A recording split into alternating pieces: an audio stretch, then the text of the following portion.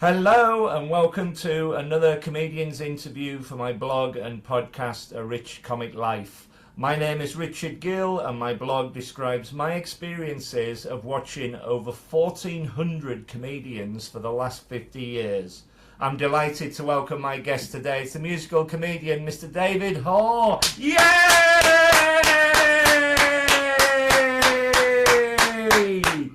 Hello, my friend. Hi, Richard. How are you? I'm all right, my friend. How are you?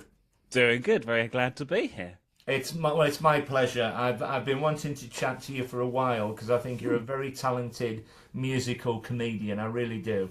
Thank you. So the interview is going to be about 45 minutes to an hour, and it's going to be all about your comedy career. Probably should have gone and got one before I did this. But I'd like to start off by going way back and asking you, how did you become a musical comedian in the first place, please? Failing upwards. Yeah. I grew up with a very musical family and Right. very much, well, my mum performing music, my dad listening to music, several thousand vinyl in the spare room sort of stuff.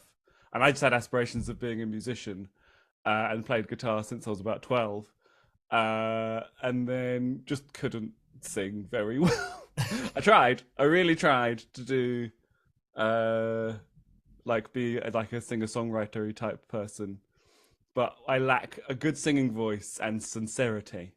Oh. And so I tried to do that and just failed, and my voice would go too high when I sung live, and I would freeze up playing guitar.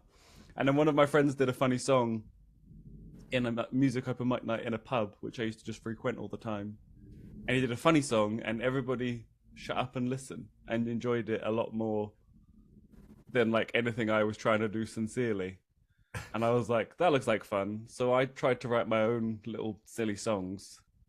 And that went so much better than anything else I'd been trying. So then I just did that in a music capacity for 4 years before setting foot in a comedy club. And then I finally set foot in a comedy club and I was like, oh, I should have been here the entire time.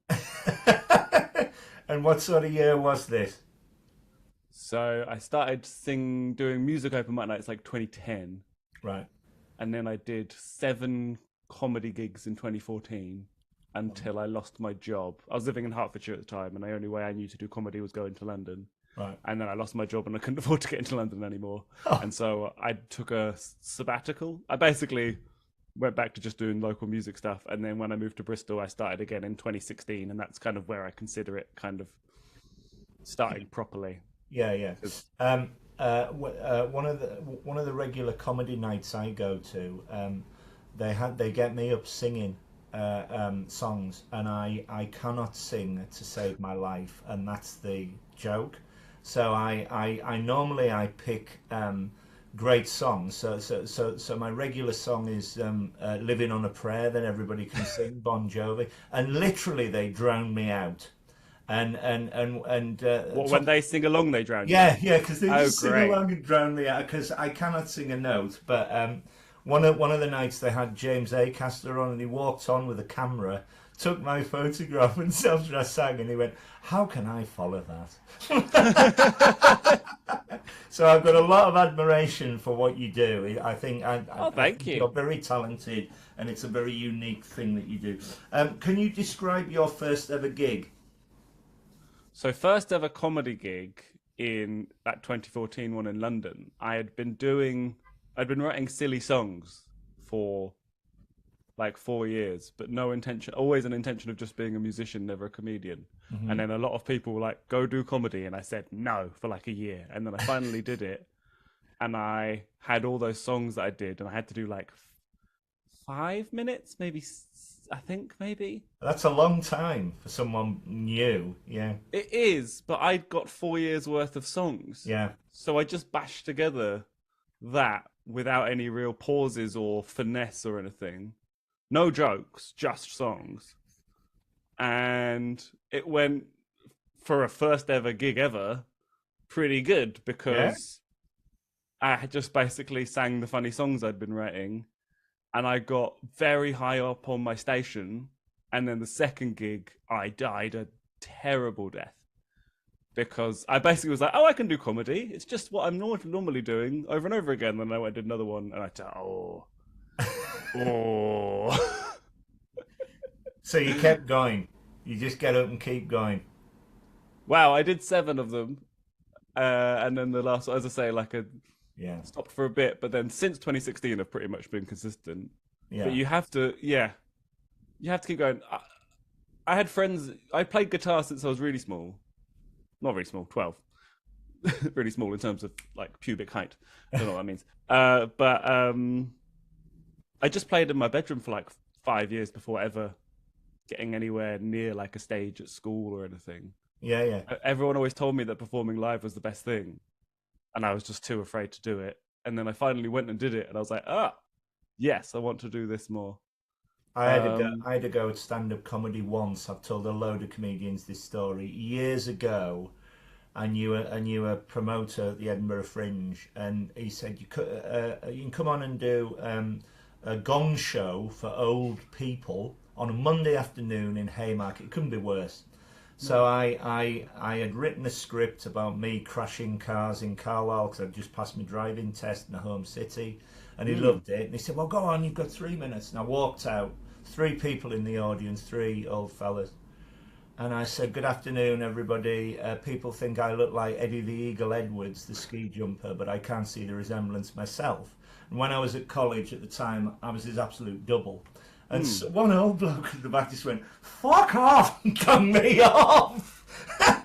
And I walked off to my own footsteps. And the promoter said, "Have another go." And I went, "No, I think my calling card's sitting in the audience supporting everybody." You didn't get an itch for it. I mean, you did set yourself up too well there. It couldn't. You didn't make it as easy. Can I ask what year that was? It would be about, the first year I went to the Fringe was 2005. So it would be then. Okay. Yeah. Was it then? Yeah. But I mean, never say never again. But I could see myself maybe comparing, or what about a comedy roast? That would be good because I'm so supportive of everybody. That would be very funny.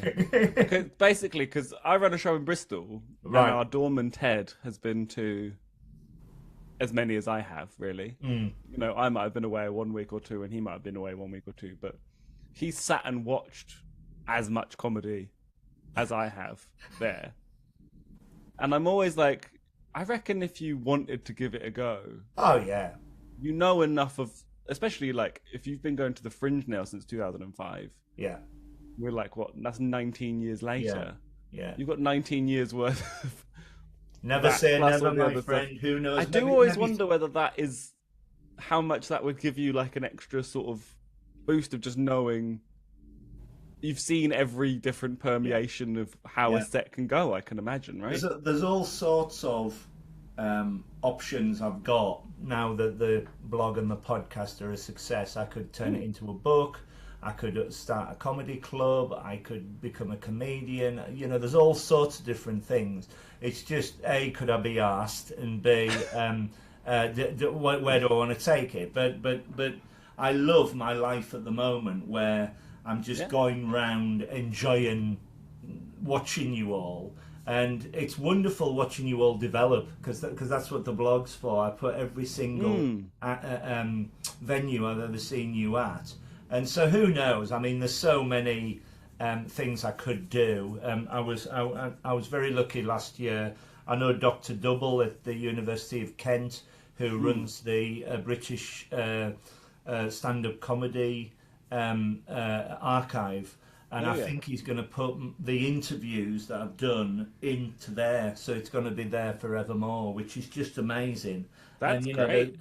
The early interviews with people like Al Murray, and I was the last person to interview Barry Cryer, and it's just amazing, just incredible. The archive, it's an encyclopedia itself, the blog. So I'm so proud of it. I really am. And I'm waiting for your TED Talk. I'll sign the petition to get you on a TED Talk. That'd be good. You're very kind. That's I should also so say Barry Cryer is also one of the reasons I write funny songs, because they're BBC years ago, and I can't find it anywhere. And if you can find it, they did a musical comedy documentary, and there was kind of all the people you'd expect to be in it, but Barry Cryer was in it, saying like, "Oh, we can talk about my #1 single I had in, I think it was Denmark." Or something.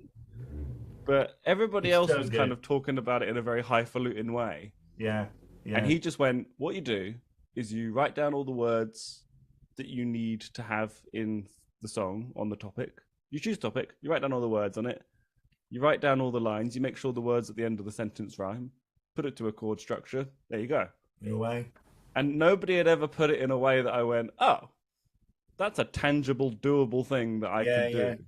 His rendition of Peace and Quiet with Ronnie Golden at the Fringe is an Mm. absolute classic where they start off quiet and then at the end of it they're screaming at the crowd because they just want a bit of peace and quiet and they can't get it.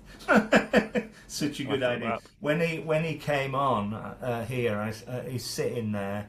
And I said to him, I said, "Oh, Mr. Cryer," I said, "I'm such a massive fan. I mean, you've written for everybody. I'm such a big fan. I come and see you every year at Edinburgh."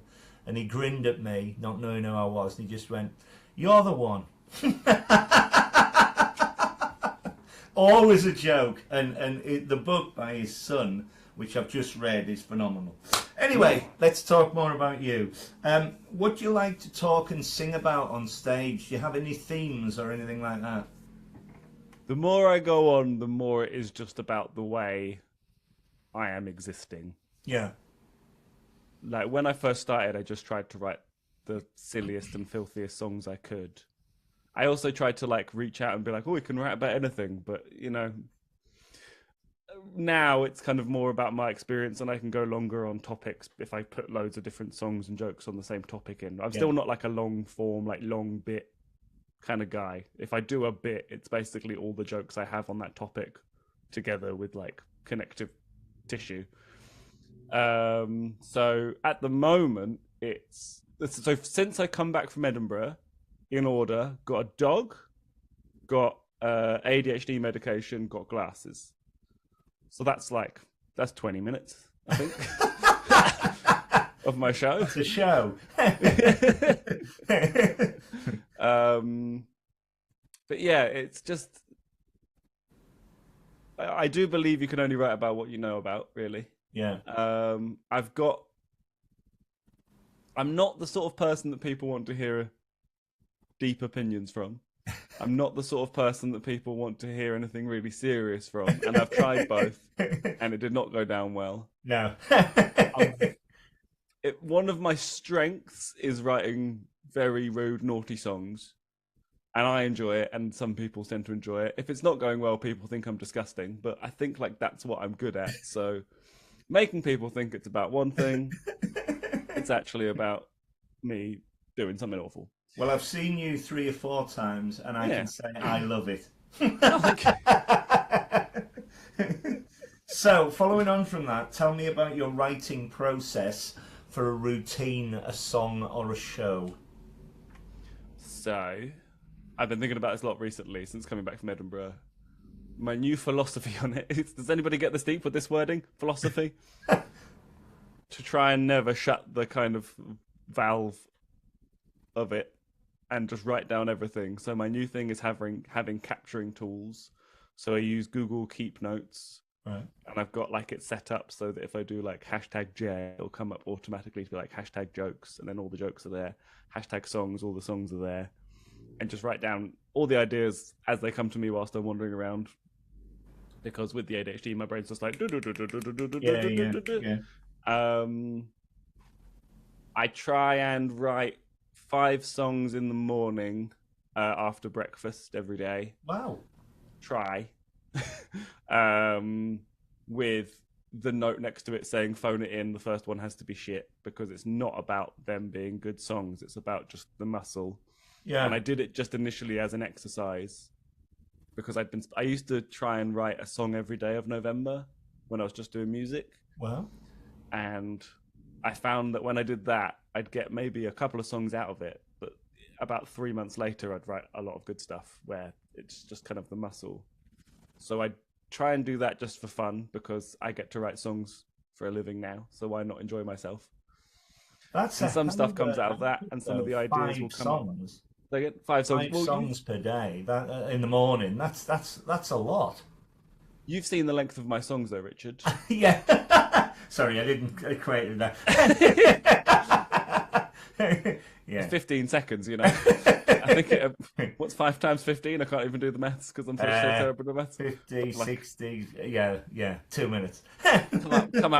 sometimes come out with 2 minutes at the end of it. But, you know, some of them are dreadful, but you know, the more I'm just having fun, the better they are. Yeah. And I'm just messing around. I tend to journal before I've done that. So what I've been thinking about, what I've been doing the past couple of days. I also just tend to look around our living room, where the fact that I'm quite an untidy person means that the stuff from the last few days is usually just still around everywhere. Yeah. So I can just see, oh yeah, the dog's stuff was over there. We were doing jigsaw puzzles the other day. Oh yeah, the ticket to that thing we went to is still there. I'll try and write about that and what have you. And then when I go do open mic nights, I tend to like sit and collate stuff Right. before in the afternoon. What I used to try and do was try and leave it until like 4 in the afternoon, get all my admin done, and then I'd be like, now I'll be funny. And it's really hard at 4 in the afternoon to go like, I'm going to be funny now. Whereas if I've just sort of like, I've been just writing stuff down as I go, I've done some groundwork earlier in the day. When I get to collating stuff, there's already some material there. That's like the building blocks. And then I can put it all together and go, what worked last gig? What am I looking forward to doing this time? Can any of it fit together? Yeah. And then I've started putting together a spreadsheet of like all the material I've tested since Edinburgh last year, where it all fits together topic wise, and then got it into another spreadsheet to what could be a show for the Leicester Comedy Festival, which I went to last week. So I just kind of try and make as much as I can without really discerning its quality. Yeah. And go back to it and go like, this is the stuff I think will work the best. Go try that out in open mic nights and put it all together, and then it's like edit and refine and just kind of keep on doing that. Yeah. Yeah. That's fascinating. I can't imagine you ever having a bad gig, because I always enjoy looking at the act and watching you. I think it's great. Please, can you describe a difficult, shall we say, gig, and also your best gig? Was there ever a point where you thought, I can do this and I can do this well? Do you want the good bits or the bad bits first? The bad bit first and then the good bit. Okay, Over to you. Thank you very much for thinking I can't have a bad gig. I will say that when you walk in the door, I'm like, well, I've got one person that I know will laugh at my bullshit. I actually have. Somebody really kindly filmed one of my sets for me, and I went to go chop it up for content. And I don't mean this in any way disrespectful to you. I can't really use it because the way that I've cropped it, it's just basically my body, but about 2/3 of it is taken up by the back of your head, moving around. My friend says to me, he's wonderful, he's got a great laugh, but by God, he rocks. Yeah, well, you move it around so much, and there's bits where I'm like, I might be able to take... No! I'd much rather have had a good gig and you enjoyed yourself there than I got, like, some nonsense content out of it. That's not as important. It's nice to be popular. Well, you know, a good laugh is really helpful. Oh, I tell you, I should get this insured. Yeah, for sure. So there is a worst gig story. I think stuff goes badly if I, like, generally, if I go in with if I put too much pressure on it, like I need it to go well. The more I'm having just fun, the better it goes. Yeah. But there are variables outside of my control, to sound like a stoic. We did a Christmas corporate gig, which I imagine everybody you ask this, I'm going to say 90% of the worst gig comedians have the phrase Christmas corporate. Yeah, corporates normally, yeah. Drove all the way to Dorset, took 3 hours. Oh.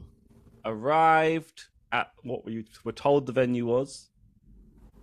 Me and another comedian called Louise Lee drove together. We were told there's no comedy happening here tonight. It might be one of our sister venues. So this was like a caravan park, like a static caravan park where people rent and buy like timeshares for static caravans. But they had a event hall, and they were like, "We're not here. You're not here tonight, but it might be one of our other venues. There's two others in the vicinity." So we went to the second one, and they went, "No, you're not here either." And then we went to the third one, and they went, "No."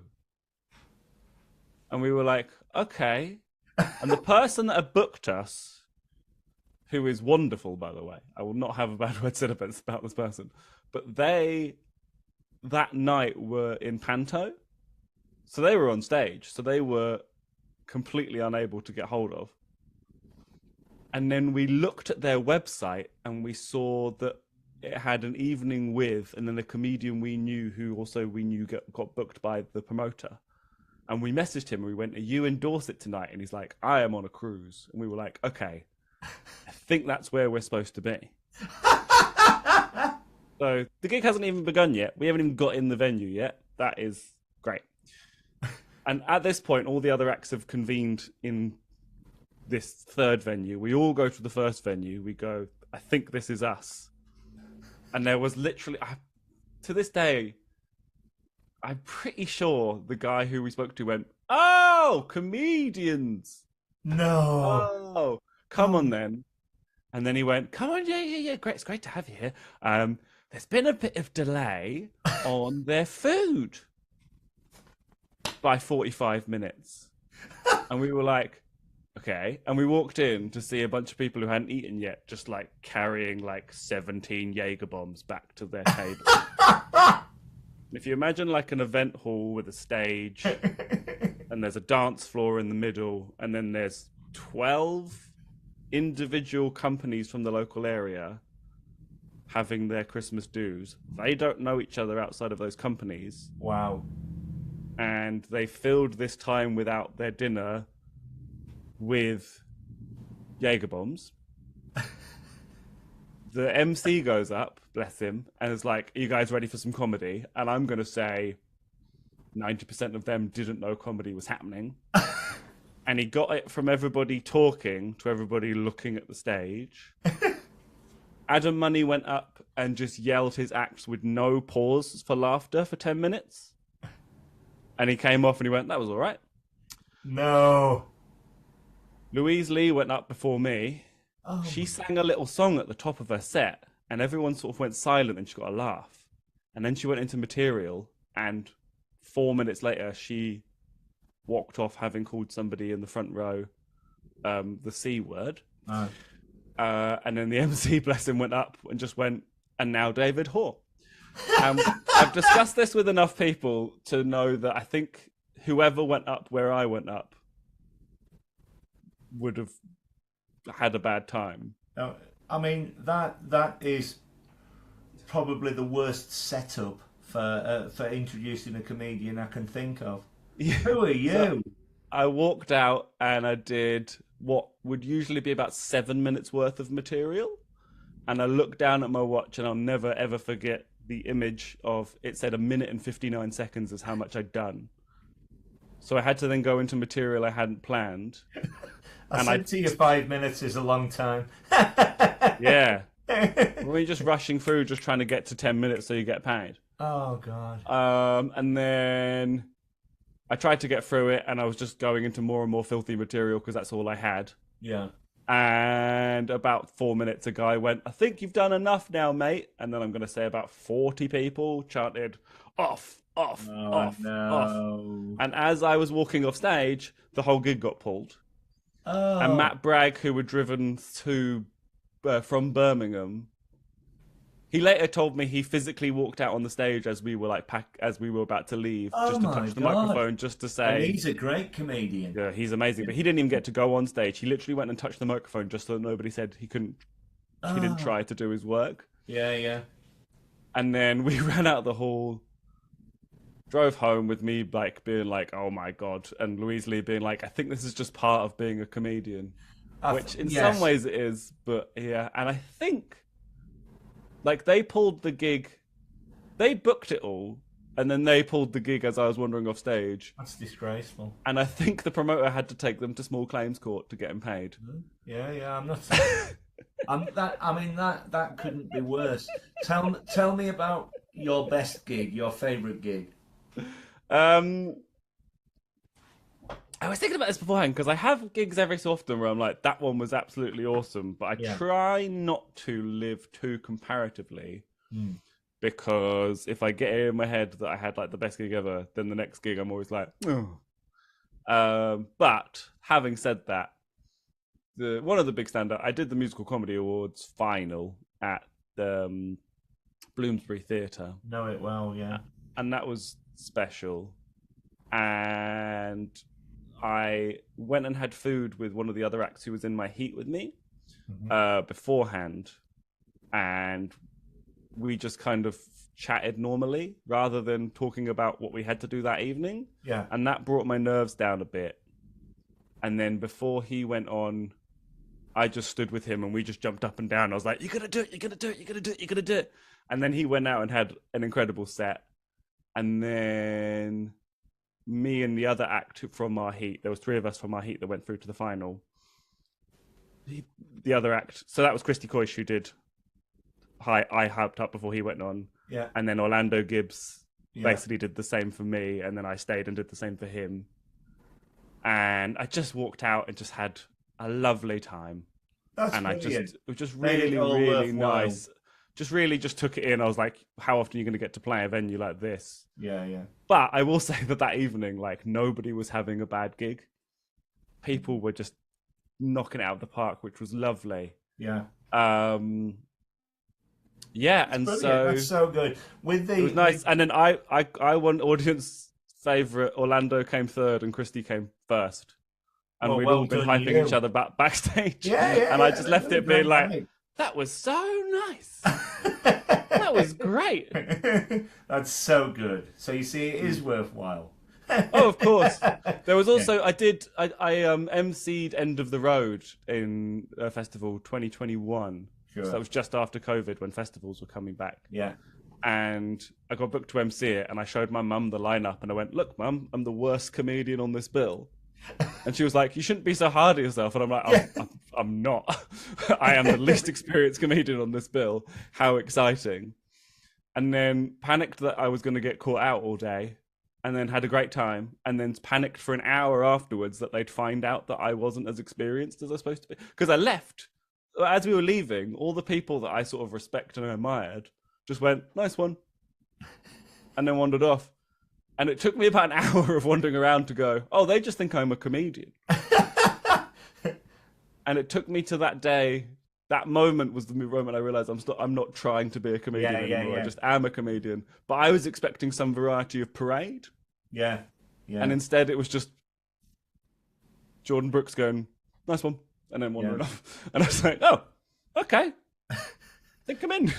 Yeah. But it's not any great, like... So in retrospect, I was like... But at the time, I spent the whole day being like... Well, I wonder if I'll find out. Yeah.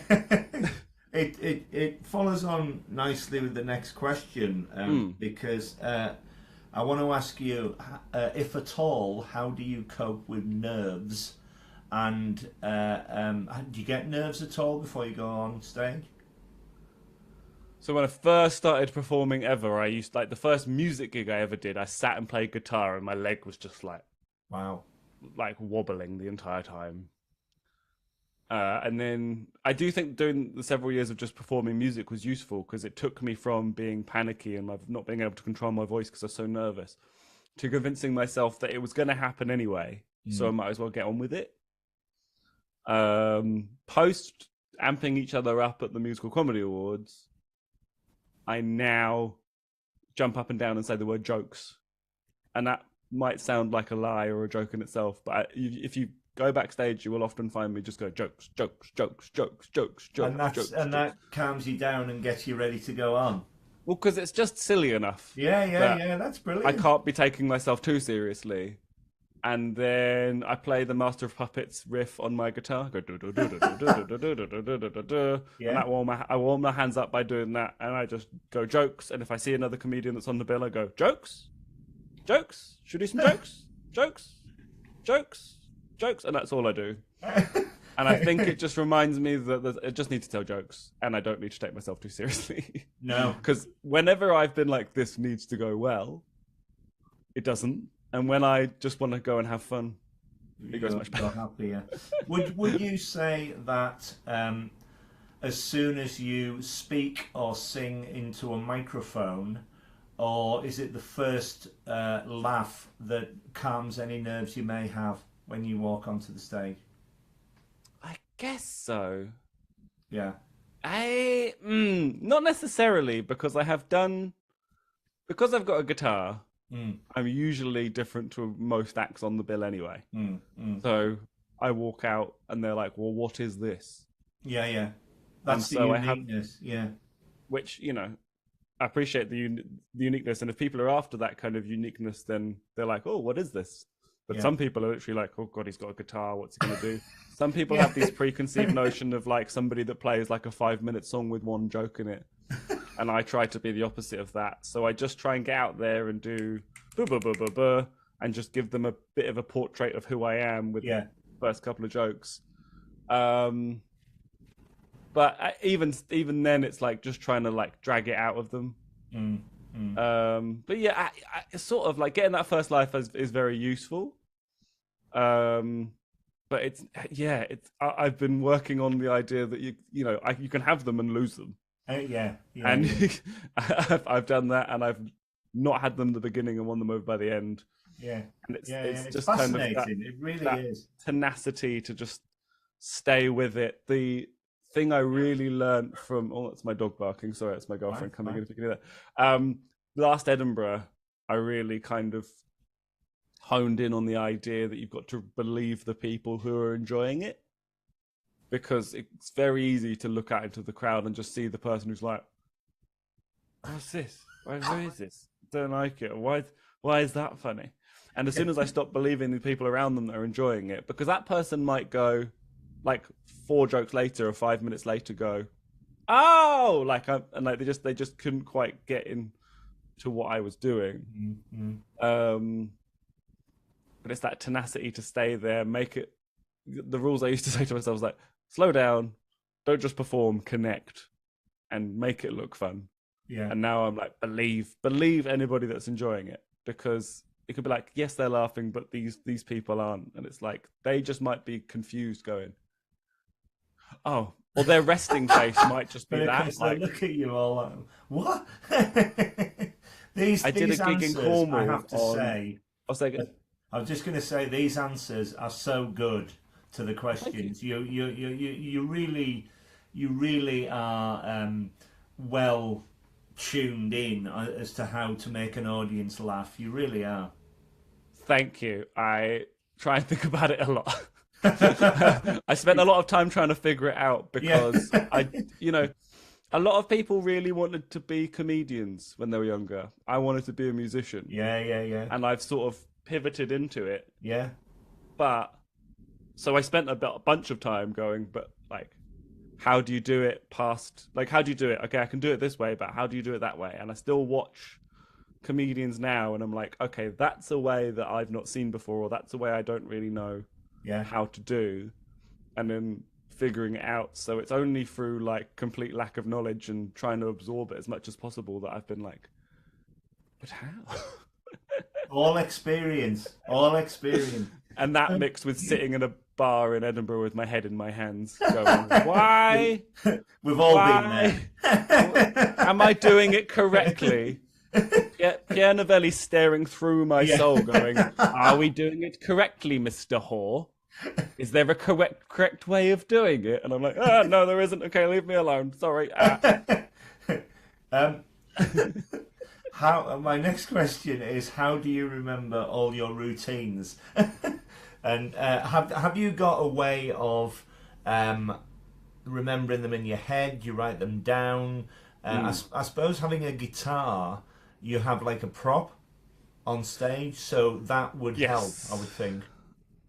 I can practice the songs at home. The thing Yeah, about comedy is you can't really practice it at home. yeah, You can practice it in the mirror just saying the words, but you won't get the finesse and the timing and yeah, all of that. So, um, the songs I just try and practice as much as possible, and maybe also even record them onto my phone and listen to them on loop on the way to the gig. It also helps. A few years ago, I decided to listen to a lot of like and try and learn how to play for like Fleetwood Mac and Blondie and ABBA and just these really catchy pop songs so that I would get that kind of catchy nature that gets synced into your head. Partly hoping that the audience would get that, but partly just so that I would remember the song more.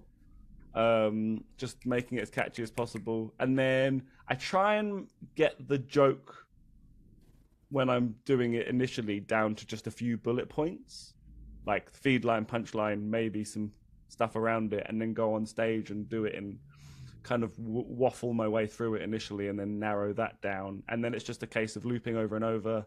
And then before I go on stage, I always write down my set list for that evening in the order, even if it's like the same thing I've done the past 3 nights in a row, yeah. just as a final thing. And then if it's in the back of my brain, if I have a interaction where I get completely off task and my ADHD is gone, I have no idea where I am now. Where am I?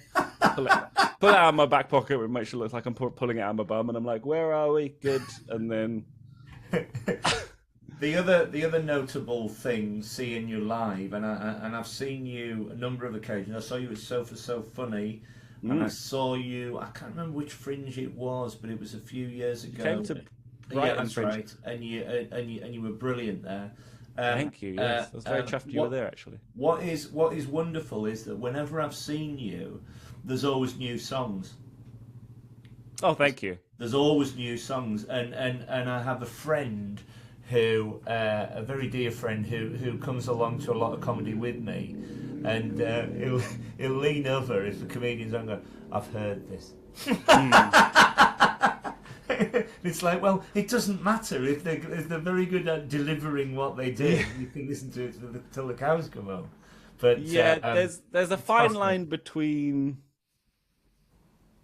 getting stuff polished and getting the best jokes you can possible, and allowing them to like the jokes to mature over time and get great, so that you're like bam, bam, bam, bam, bam. Yeah. Especially with club comedy, where you're going to Friday, Saturday nights where people are probably drunk and they've been dragged along by their friend and they're not sure what it is. If you've just got that. But I am very aware that just even for myself, if it's not as enjoyable for me performing those songs anymore, I tend to get rid of them.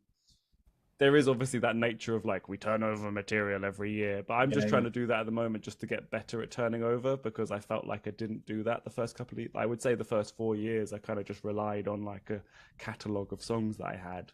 Whereas now it's try and turn it over and make it more interesting.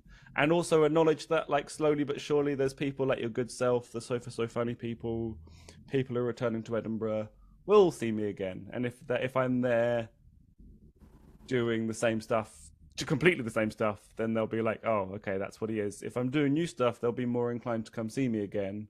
Yeah. And then if I have one or two old ones mixed in, they're like, oh, I liked that one from before. Yeah. Whereas if it's all the same, then they'll be like, okay, I've seen it. Whereas if like you just give them bits and pieces, then you're like, oh, okay.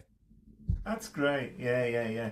Let's move on, because let's move on to Edinburgh, because I'm very lucky to be able to go to Edinburgh Fringe every year. It's my holiday. I go for a week. I see about 60 shows. I need a holiday by the time I come back. The last few years, I've branched out a lot more into more festivals. So I've just come back from Leicester, like you say, which I love. The first big one of the year. Going to Hastings, got Hull, got Brighton. Really looking forward to all of it.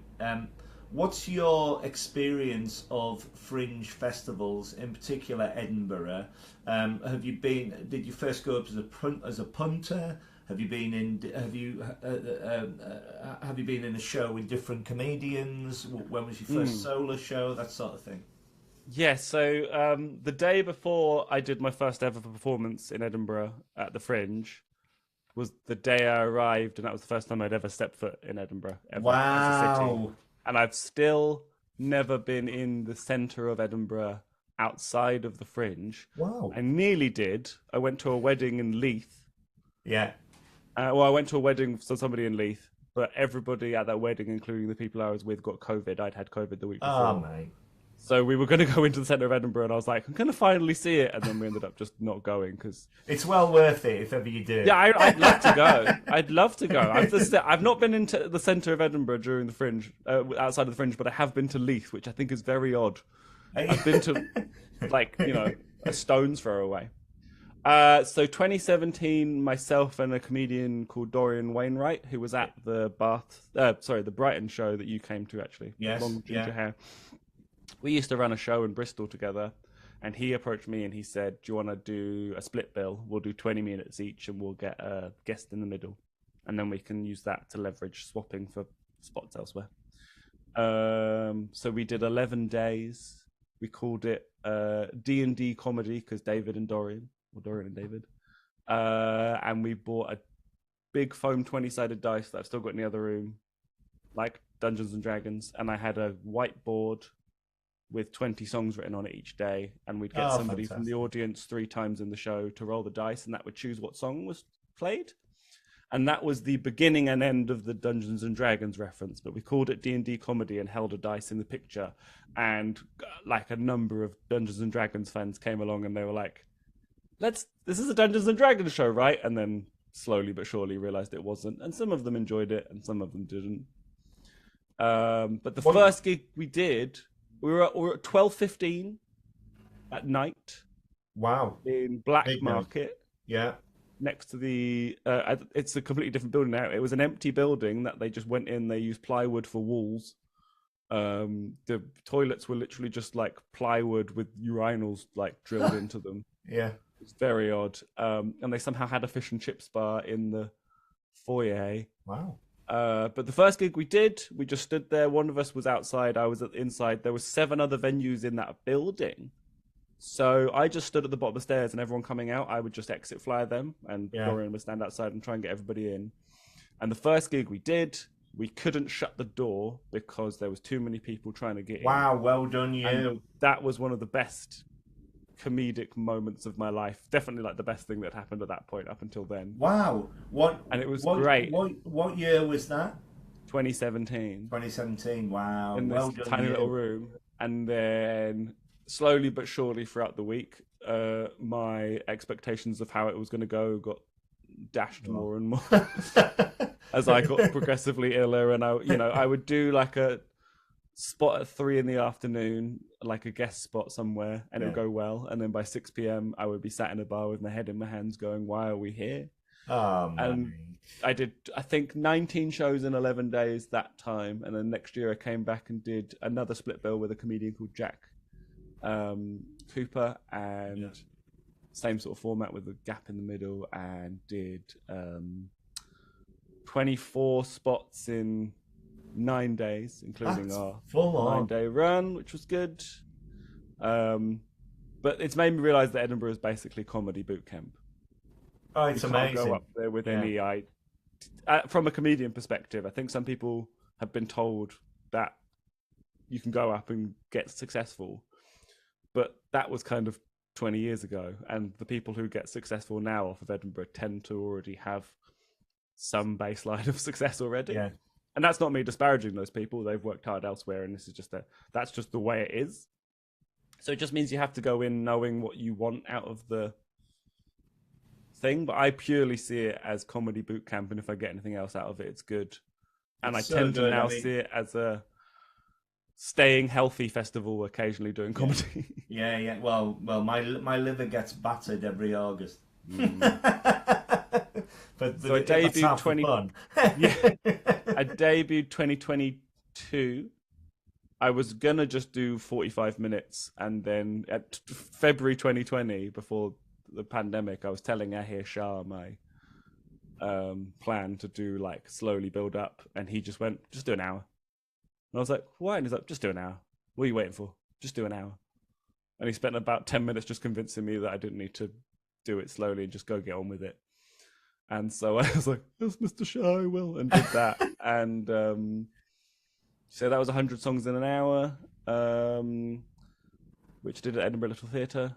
And I sold out my run. It was at 1:40 in the afternoon. Sold out my run. Had one of the most successful months of my life. So good. So and well deserved. Well, thank you. And then last year did same venue, 2:30, 1 billion songs, please, which you saw the preview for. Yeah. Brilliant it was, yeah. And that was great. And I sold like 90% of my tickets for that as well. And then this summer, I'm in the same venue. We're recording this podcast in March 2024. Are you in Edinburgh in August? Yeah, so I'm at 2:15 at Edinburgh Little Theatre. Right. Again, same venue as in last 2 years because I just love them. Yeah. And they and seem is to that like a me. new show or is it the last show? Yes, I just sent it yesterday. 1000% musical comedy is the title. Brilliant. And I have a photo done by the wonderful Alexis Dubis, aka Marcel Lucan, of me flying through the air with a guitar. Fantastic. As my photo, as for my poster, which I've got sorted.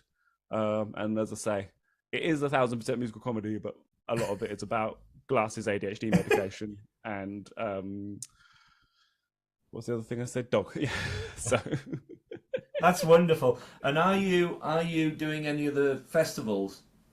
So I just did Leicester. I'm doing Brighton again on the Saturday the 4th, I think, of May, at the same venue where you saw me last time. Yeah.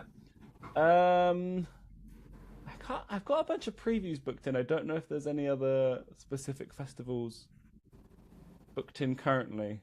I'm definitely at that level where some stuff is booked in far in advance, but a lot of stuff kind of. Well, gets, I got books for Hay on Why, like How the Lights Gets In festival 3 days before I did it last year, and then people were like, "Why didn't you tell me?" And I was like, "Because I didn't know." Well, I'm hoping to come along to see either a preview or the real thing. You mentioned this before, or a version of this.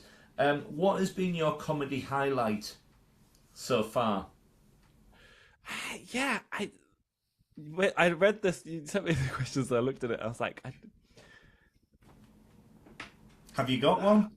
You might not have one. I mean, the show I did at the last show I did of Edinburgh 2023 was the best that show went. Yeah. And a comedian friend of mine, who I've known since 2016, who's now gone to be massive, hadn't told me she was going to be there, and I walked out on stage and was like, "Woo!" and she was just sat in the second row, and I was just like, "Oh my god!" Like somebody I don't see as much anymore had made an effort to come see me, and then I just had this like, it really reminded me that you have to. It's not the working on the show is not over until you're done with it. But I just had such a nice, great wonderful show. And that was really good. Yeah. End of the Road was obviously amazing. As I said, doing the Musical Comedy Awards was really, really great. But I'm trying to move more now mentally into the fact that I just get to be a comedian. Because I know some people who just kind of want to keep getting those like accolades and getting those things. I want to wake up and write 5 songs in the morning. And that to me, I now hold on to more dearly than like the fact that I've done something. Because as soon as like you've done something that you think is amazing, somebody you know will do something quote unquote twice as good, and you're like, "Ow!" Whereas we both get to wake up and be comedians, so that's. I'm so pleased for you because you seem to be enjoying the journey. You seem to be as you say, wanting to get up and be a comedian, and it's a wonderful thing. Both because I love being a comedian and because I did 10 years of retail and I don't want to go back to it. It's similar to me. My work is business, but it pays for the comedy, which I love. But it's yeah. Who are your favourite comedians, past and present? Who makes David laugh? I've had several chats with other comedians about how potentially the funniest person on this island at least, maybe ever, is Rob Rouse. Oh, Do you know? without a doubt, one You of know the Rob yeah, he's Rouse? hilarious. I love Rob Rouse, and he's just Yeah, one of those people that kind of drifted in and out of telly I saw when I was younger, and I yeah. was always like, that guy's quite funny. He's been But on then here. He was hilarious. great, Mm. having worked with him in a few different capacities now, and seeing how he just keeps going. Have you seen his Yeah, Angel of the North? yeah, Walks out as yeah. the Angel of the North, and that's something new he's been doing, however long he's been in. But he is just just the funniest guy. Oh, he was hilarious. We saw him at he did Just the Tonic at Handsome Hall. He Mm. compared that, and we didn't know he was the compare, and he was hilarious. He just effortlessly Mm. got the audience involved with it all, and then he saw me and he went, "Well, I'm going to have a great time," Ah, and was away. And of course I love being that's part of the great. show. He I is did Blue wonderful. Dot Yeah, it's a with good choice. him, Good and shout. his family were there, Yeah, and he could have easily just been like, "I'm working and I'm hanging out with yeah, yeah. comedians." He made sure his family were having the best time Yeah, whilst they yeah, were there, yeah. His and wife's yet still lovely. being Yeah, very generous to the comedians and hanging out with them and everything, yeah, yeah. and watching. He's just He's so phenomenal. good. He's so I good. wrote down a list to go with that of Gary Delaney is Oh just yeah, one of my favorite joke writers. I just did a gig where I had Sarah Barron on the other day, yeah. and I kind of forget how much I just absolutely love She's what so she does. intelligent with her comedy. She just She knows builds it. exactly who Yeah, she is and what she's yeah, doing, yeah, and I yeah. sort of forget because I've met her enough times now that I kind of on chatting terms with her, and then she'll go on stage and she comes off, and I'm like, and I kind of like regress back into just being Yeah, like, yeah. that was so good. good. I think the best thing you can go see year on year at Edinburgh is Matt Ewan's show. Yeah, Have you seen Matt Ewan's show? superb. And he's great. I wrote down here Pravanya Pillay. I don't know if you know Pravanya. She's a rising star. Yeah, Bristol based. Wonderful. Andrew O'Neill had on our gig recently. he's Bob superb. Mortimer is one of my absolute heroes. I just listened to his autobiography, and it's the only autobiography I've ever finished, but Wow. obsessed. Harriet Dyer, Josh Pugh, Roscoe, Garfunkel and Oates, Desiree Birch is what I could think of when I wrote before we came on here as That's brilliant. those that I Did, can think of. did you have comedy growing up? Yeah, but just on telly, really. Yeah, I didn't yeah. really know about stand-up comedy, and then I'd be Yeah. at school and people were like, "Well, we've just seen Bill Bailey, we've just seen Ross Yeah, Noble," yeah. and I was like, "What do you mean you've gone to see them? Like music?" And they were like, "Yeah, you go to the thing." And around the time that Part Troll came out, and whatever the Ross Noble DVD from that Yeah, sort of yeah. 2000, 2004, I think it was a big inflatable. The one with the meat hinge. That's right. thing. Yes, yeah. And that was the first sort of time I sort of absorbed what comedy was. And then when Live at the Apollo started, I would watch it, not really, because I was still only like 15, 16 around Yeah. the time Live at the Apollo started. And then Marcus Brigstock on Live at the Apollo, I loved. And then it was somebody uploaded it to, I think not even YouTube, but Google Video used to be a thing. And I watched that on a loop, He's and I can superb. still almost quote all of it. He did a chat for me, and he was so brilliant. He's so on the ball with everything. My first ever gig, age 7, on holiday in Scarborough with my family was Les Dawson, which was just Wow. the best opener. And then that was 1974, and then a year later I saw Tommy Cooper, which was just the Really? Oh, he was extraordinary. You The saw Tommy curtains Cooper? opened. Yeah, yeah. Wow. The curtains opened. He's lying on a bed, and he's on his own. He's just lying there, and one woman in the crowd pisses herself laughing at him, and it trickles round, so everybody's crying with laughter. And at the perfect timing, he pops his head up. He just goes, "What? What? Somebody come on!" Yeah, It was brilliant. that's He so was a good. master. Mm. The reason why the blog exists is Morecambe and Wise. I never got to saw them, but I've read everything about them. I just love those two. I know the son and I know the daughter, and I'm hoping, Really? touch wood, the son's going to come on and chat about his dad's legacy, which would be amazing. One of my earliest Yeah, performances of anything ever was when I was in the gang show growing up in Harpenden, where I'm from, yeah, which is just around the. So he lived in Luton, yeah, so yeah, pretty yeah, close to yeah. Luton town, Yeah, I know it and the well. Yeah, local hall was called Eric Morecambe Hall. that's right. Yeah, So you'd walk in every day, and there's just a picture, like a yeah, painting of Eric Morecambe. When I was like 8, 9, not yeah, really sure who he yeah, was, yeah, but I saw that name and that picture every day. yeah, So yeah. that guy's kind of legacy It's sort of burns into my like fiber of my being a little bit. No, it's great. I always think of the Dave Allen line where he said, "Whenever I think of Morecambe and Wise, I smile," Mm, and that's just magical, you know. And mm. their legacy is extraordinary. But then I came down to London in 1988. I first went to the Comedy Store then, and I saw Richard Morton, John Maloney, Linda Smith, God bless her, Phil Jupitus. Oh, Um, she was uh, great. it was just incredible, and I just started going every week. And I first saw Peter Kay in a tiny room before he was famous. I saw Michael McIntyre in a hut. I saw Harry Hill in about 1990. Best opening line ever to a set I've ever heard was Harry Hill 30 odd years ago. And he walked on the stage at the King's Head, which is one of my favourite comedy clubs downstairs at King's Head in Crouch End. And he said, ladies and gentlemen, I'm sorry I'm late. I had to have a testicle brought down. There was a pause and a laugh. And then he said, from Derby. And 25 years later, when I met him, I told him this. He went, Rich, I still tell that story now. That's so good. How big So was his good. collars in 1990?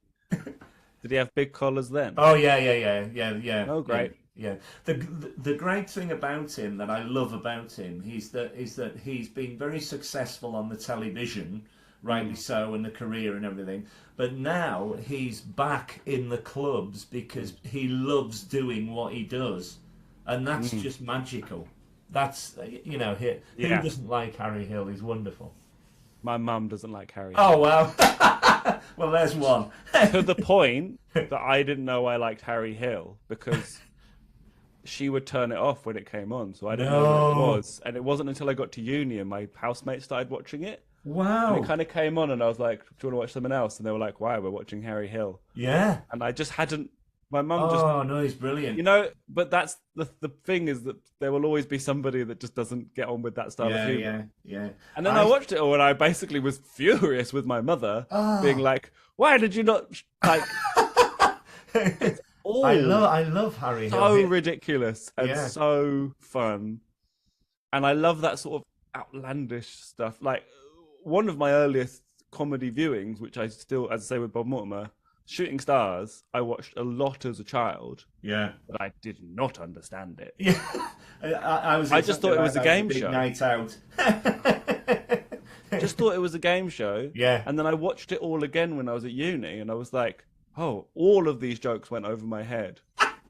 Other than when Bob Mortimer knelt down pretending to be Ray Mears, and Yeah. his testicles would just hang out of his shorts, and then he put it back in.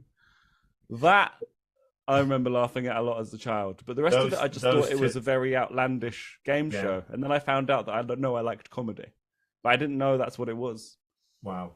Those two, Reeves and Mortimer, are geniuses. I saw them 4 times.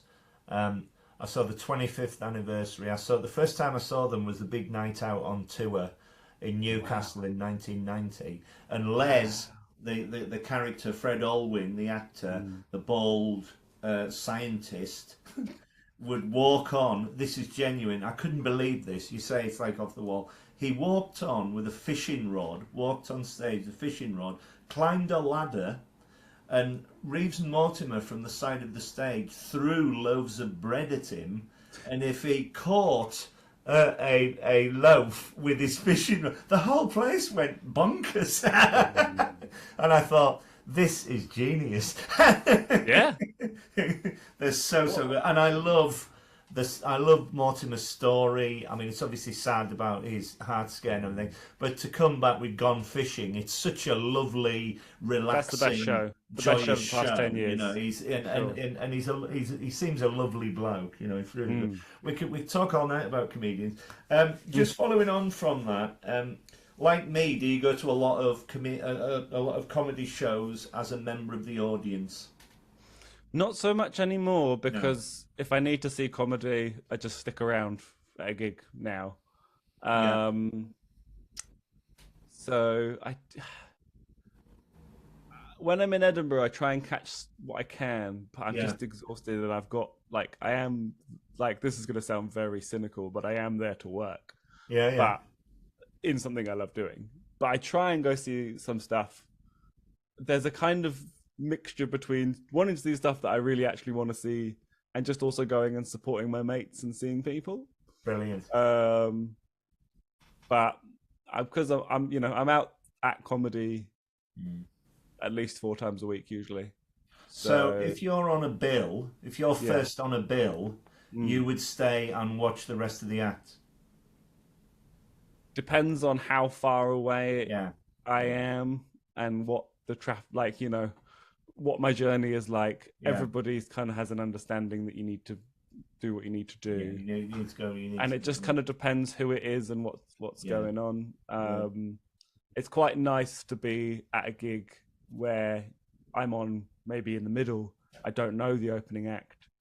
I arrive for the beginning of the show, maybe say hello, and then they go up and just like smash it, and I'm like, oh, I've got a new favorite comedian, and then I get to like that. Like that's when I get to kind of see some comedy. But I've been to see stuff here and there. Obviously, I'm never going to be as much as your good self, but I'm just that is I kind of try and garner what the perks of what I do is, Yeah. and one of them is that I get to see comedy all the time That's in the so good. flesh. You and me both, my friend. I literally cannot do it every night No, because I'm not young anymore. But but by God, I give it a go. When I like have weeks off work and I go to festivals and all the rest of it, and I love it. It's yeah. such what's not to love? It's so joyous. It's and that's the reason why the blog exists, I think, to spread the joy and all the Of comedians. course. It's so good. Listen, my friend, this has been wonderful. You've been a fantastic guest. Thank you so Thank much. you for having me so much. Just before we go, have you got any thing else you'd like to ask? What you like to say? What's your social media handle? Have you got any podcasts? Anything like Yeah, that? I've got a few things I can I can sell my wares. Yeah, At David Hoare LOL, so HOARE. I'm sure you'll be yeah, able to see it whenever you it's found here. LOL is my handle on Instagram and Facebook and TikTok and YouTube. Myself and James O'Donoghue, who you will have seen at Sofa So Funny and all yeah. sorts of other stuff. Fantastic comedian. He's so good. We do a podcast, a comedy game show. Let's try and not rip off Shooting Stars as much as we can. Podcast called Is This Enough? Which by the time this comes out, there should be a lot of videos, but we're moving. Today, the last audio only episode came out, and from next week onwards, it's all going to be on YouTube as well. So we're doing Right. videos of it as well, and it's just absolute nonsense questions, and it's also Brilliant. kind of a friendship podcast because James used to live in Bristol, but now lives in London, and my like best friend in the Bristol comedy scene just left, and so I was like, I need to find a way to keep That's so good. working with them and doing stuff with them because they left. And if you're in Bristol, Chops Comedy every Tuesday at Bar 57 on North Street. We have a secret headliner and we have amazing local acts, and it's like a new material show. And we've recently had Fern Brady, we've had Mish Kumar, Jade Adams, Ed Gamble, Wow. Olga Koch, Sarah Barron. Just phenomenal. That's comedians. amazing. It's Well really, done, really you. good fun. You should Yeah, come down yeah. sometime. It's really, really, really good fun. And then I've got musical comedy albums on the streaming platforms like Spotify and Apple Music and everything. If you look up my name, David Hoare, Good for it's you. all on there.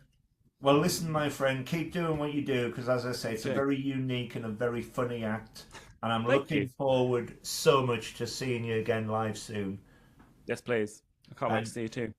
you've been a Thank you so much, fantastic Richard. guest. Thank you so much, and all the best to you. Cheers. Thanks now.